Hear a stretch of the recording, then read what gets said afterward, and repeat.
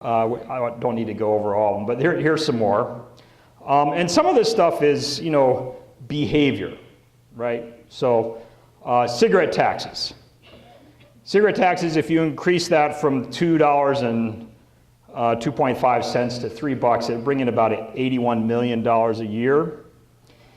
Frankly, you could burn that money, and it would be a good thing to do, because when you increase taxes on cigarettes, you discourage consumption, especially smoking, especially from younger cohorts, kids and teenagers and people in their 20s who aren't addicted yet.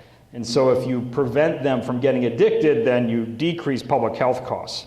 But while we're at it, $81 million, that sounds like that might be a good thing for the basic health plan, which now the legislature has cut from 100,000 slots to 60,000 slots. So there are now more people who are waiting in line to get on the basic health plan than who are on the basic health plan.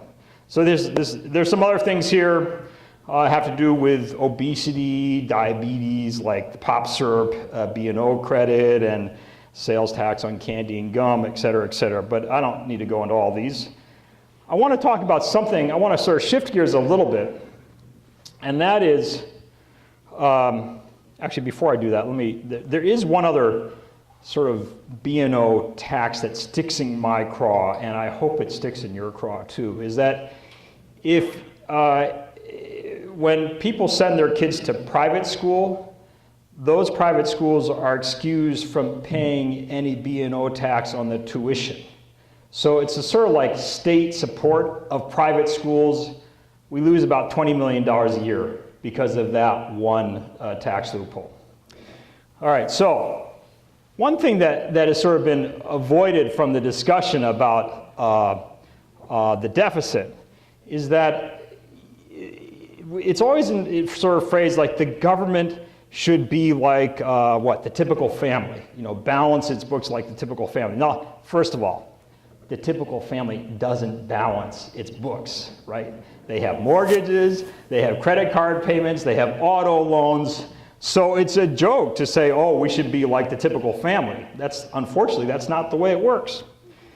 But the other thing is that when the private sector pulls back, as they have done, and right now, our unemployment rate is about 10%. If the government pulls back, right, if we pull back on goods and services and the delivery of goods and services, we're sort of like piling on.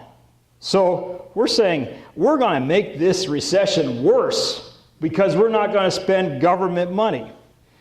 Now, how does that work? Well, for each dollar that the government spends, let's say it's $1 that goes to a school administrator or a teacher. That ends up to be about $1.41 increase in the state's gross domestic product, because that school teacher takes that dollar and spends groceries or rent or maybe goes to the movies. So then those shops and those businesses get that money, their employees get money, they spend that money, and you have this multiplier effect. $1.41 for every dollar spent by the state. On the other hand, if you look at a tax decrease, a general tax decrease, you only get about $1 for every dollar in the tax decrease. And if it's a tax decrease that benefits higher income people or large corporations, you only get about 31 cents increase in the gross domestic product. So it makes a lot of sense to figure out how we're going to maintain state expenditures, putting aside the whole discussion of goods and services, the need for high quality public education, the needs for the basic health plan, just in terms of simple math. The last budget cut of cutting the state's budget by $3.4 billion will result in a loss of 44,000 jobs across the state in the 3 fiscal years that was imperative. If we decide to cut another $2.6 billion, we're going to lose about 24,000 jobs more.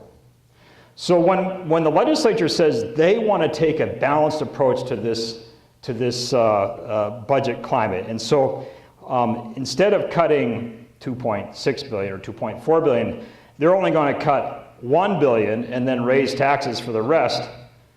That is a sorry equation. It means a lot of job loss, But it's not like we're starting at a high level. We had a lot of cuts already. So we should be figuring out ways of not just coming up to the level so we have no cuts, but of increasing the revenues for the state of Washington so we can have good public education. Just to give you another idea about this. So all of you are aware that students, when they graduate from high school, tend to face a big stumbling block in terms of going to community college or four-year institutions.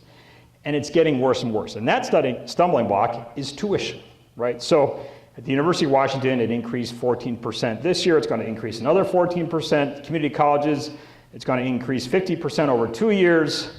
And this creates tremendous economic barriers, even with the high financial aid model, which actually doesn't work out that well, but also psychological barriers.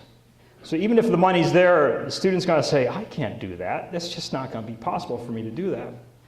So if we looked at that estate tax, right, and doubled that estate tax, that's about $50 million a year, or 65 million. If we took one of the lessons from Washington Learns, everybody remember Washington Learns, those hopeful days 3 years ago or 4 years ago when we thought we were going to revolutionize public education. And one of the ideas was to have a 14th year of public school, which is essentially the first year of community college.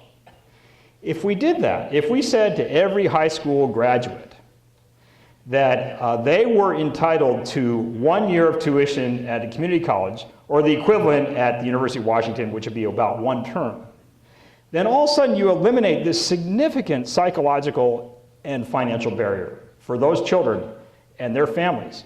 And you have a tremendous increase in kids going to community college and our four-year institutions.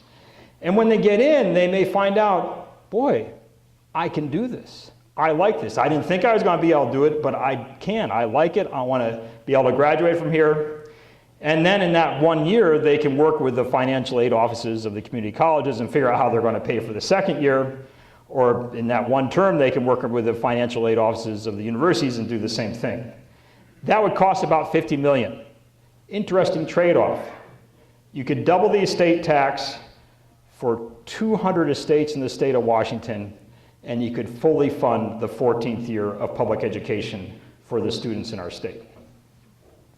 Going back to these jobs, so if you can see, if the state decides that it's going to have 0 tax increases, but we hope to get $2.6 billion from the federal government, which is a pipe dream, we'll save 33,000 jobs.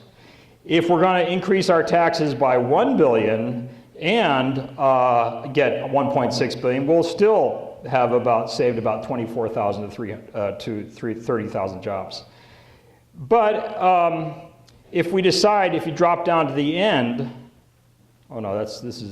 even if we decide to close the entire gap with taxes, $2.6 billion, it means we're going to save between 10,000 and 26,000 jobs, depending upon the multiplier effect, depending upon where those taxes come from.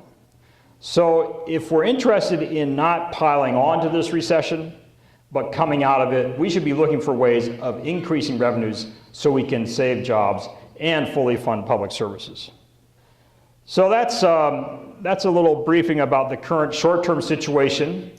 If you're interested, you can go to this website, fusewashington.org. This is an informal, I guess it's formal, no, it's informal, state budget coalition looking for ways of increasing revenues in our state this year. And they have all sorts of possible suggestions.